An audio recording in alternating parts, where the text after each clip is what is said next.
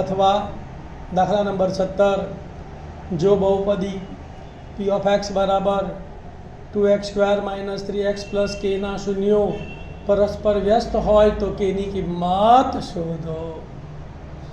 ધ્યાન આપજો ભાઈ, આ એક શરત તમને આવડે તો જ આ દાખલો આવડે, નહીંતર આ દાખલો આવડે નહીં।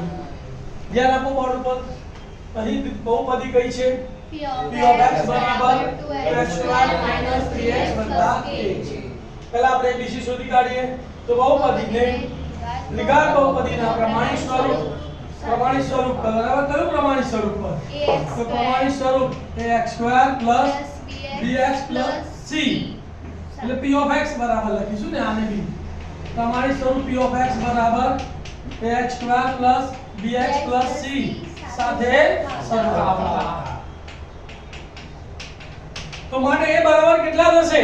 a બરાબર 2 થશે, b બરાબર -3 થશે અને c બરાબર k થશે।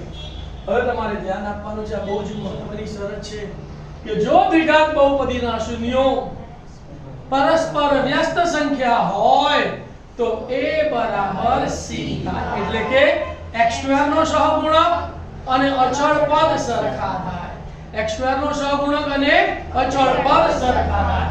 a બરાબર c થાય તો a બરાબર 2 છે, c બરાબર k છે, તો માટે 2 બરાબર k મળે k બરાબર 2। હવે બીજી એક શરત છે કે જો દ્વિઘાત બહુપદીના શૂન્યો પરસ્પર વિરોધી સંખ્યા હોય તો b બરાબર 0 થાય।